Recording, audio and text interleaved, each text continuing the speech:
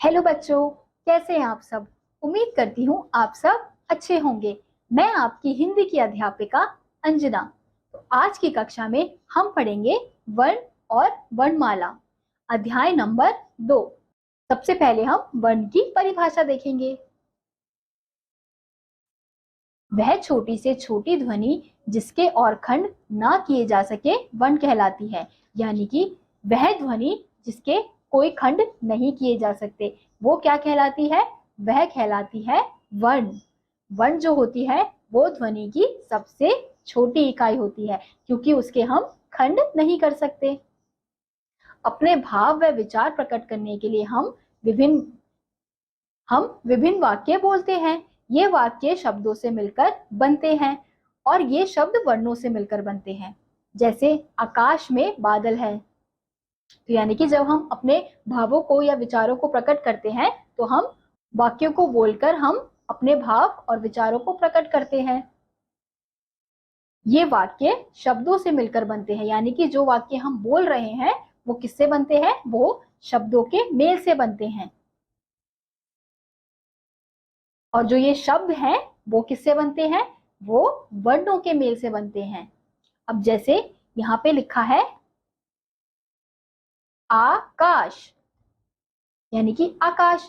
तो अब हम अगर इसको, ये क्या है? ये वर्ण है। आ जमा क जमा आ जमा श।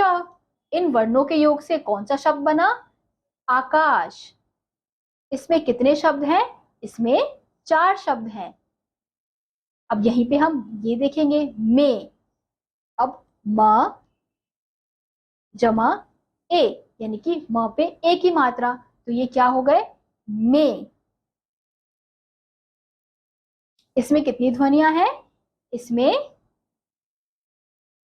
इसमें 2 ध्वनि है, म और ए।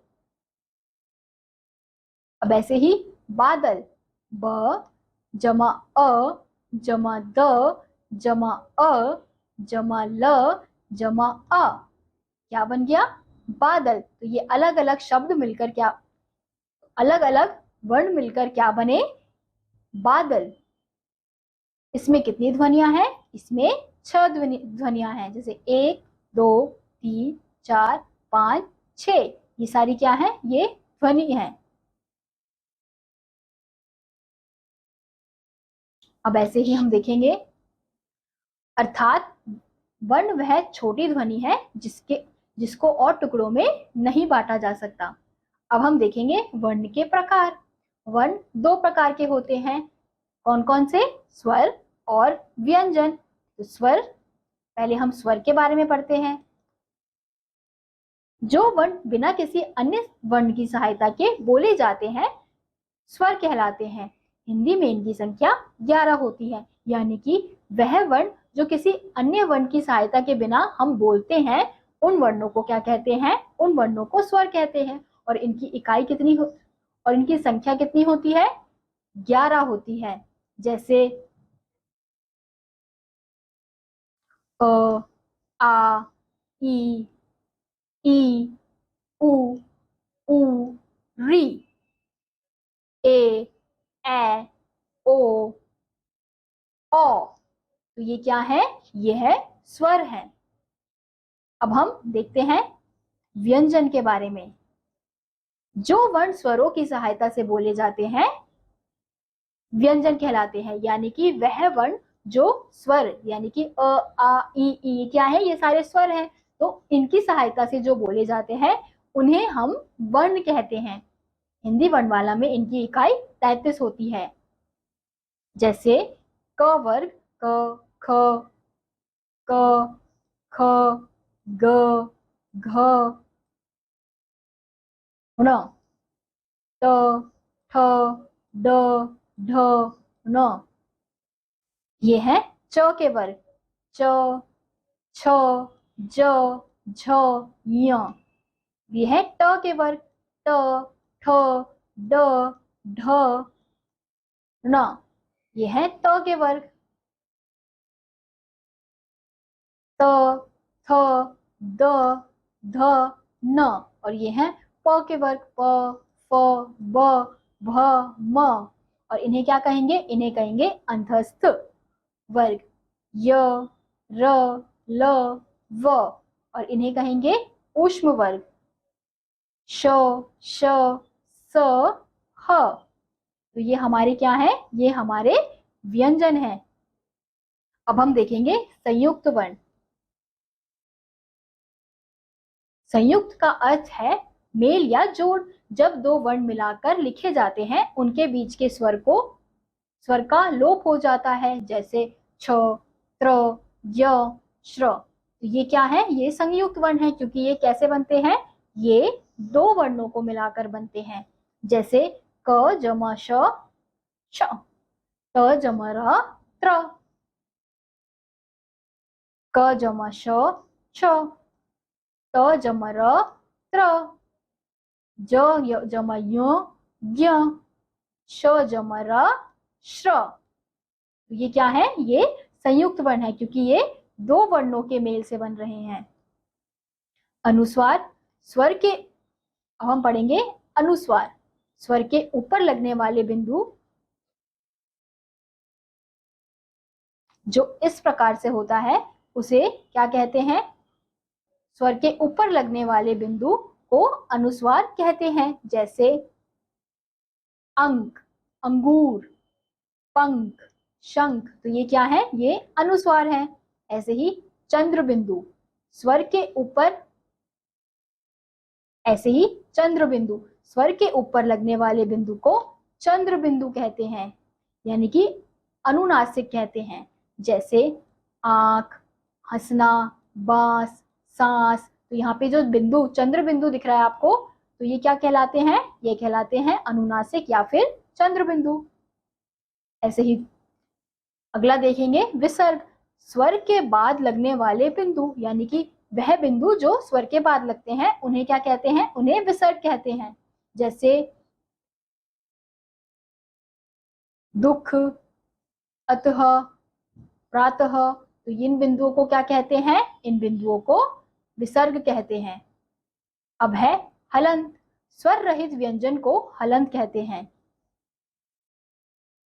जो इस प्रकार से होते हैं। स्वर रहित व्यंजन को हलंत लगाकर लिखते हैं। स्वर युक्त हो जाने पर ये अक्षर पूर्ण हो जाते हैं। जैसे क स्वर रहित है, क जमा अ, क्या बन जाएगा?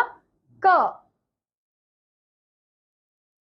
ऐसे ही मात्राएं, व्यंजन के साथ जुड़ने पर स्वर का रूप बदल जाता है, उसे एक चिन्ह का रूप दिया जाता है जिसे मात्रा कहते हैं। यानी कि जब व्यंजन के साथ क्या जुड़ता है? स्वर जुड़ता है, तो उसका रूप बदल जाता है। तो वो क्या बन जाता है? एक चिन्ह के रूप में उसे हम लिखते हैं।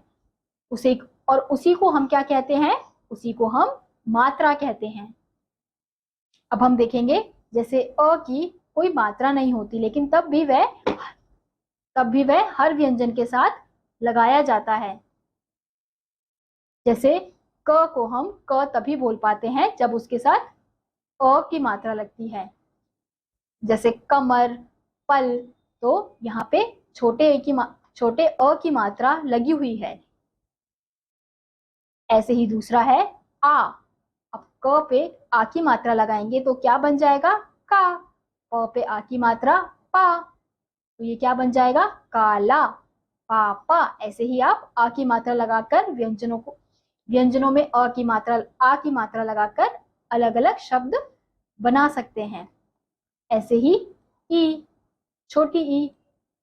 छोटी ई की मात्रा इस प्रकार से लगाई जाती है, जिसे बोलेंगे, अगर क पे छोटी ई की मात्रा लगाएंगे तो की, प पे छोटी ई की मात्रा लगाएंगे तो पी, तो किन, पिन। ऐसे ही और भी आप शब्द लिख सकते हैं। तो यहाँ पे हर स्वर की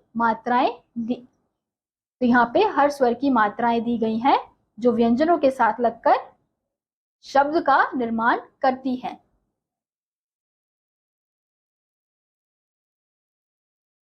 हिंदी वर्णमाला में 10 मात्राएं होती हैं, यानी कि जो वर्णमाला है उसमें कितनी मात्राएं होती हैं? 10 मात्राएं होती है। अस्वर की मात्रा नहीं होती। र के साथ उ का या उ की मात्रा इस प्रकार लगती है, जैसे र जमा उ, तो ये क्या बन जाएगा, रू। तो र पे ऊ की मात्रा इस प्रकार से लगाई जाती है। तो हम क्या लिख सकते हैं, रुकना, रुपया, रुको, रूठना। इसमें हम ऊ की मात्रा लगा सकते हैं। ऐसे ही बड़े ऊ की मात्रा भी इसी प्रकार से लगाई जाती है। रूप, रूठना, इस प्रकार के शब्द हम लिख सकते हैं। अब ऐसे ही आज हमने देखा भाषा की वह सबसे छोटी ध्वनि जिसके और खंड नहीं किए जा सकते क्या कहलाते हैं, वर्ण कहलाते हैं। वर्ण के दो भेद हैं, कौन कौन से, स्वर और व्यंजन। जो वर्ण बिना किसी अन्य वर्ण की सहायता से बोले जाते हैं वह क्या कहलाते हैं, वह स्वर कहलाते हैं। और जो वर्ण स्वरों की सहायता से बोले जाते हैं वो क्या कहलाते हैं, वो व्यंजन कहलाते हैं। तो इसी के साथ आज का यह अध्याय यहीं समाप्त होता है। उम्मीद करती हूँ आपको यह अध्याय समझ आया होगा। मैं आपसे मिलूंगी अगली वीडियो में, तब तक के लिए नमस्कार।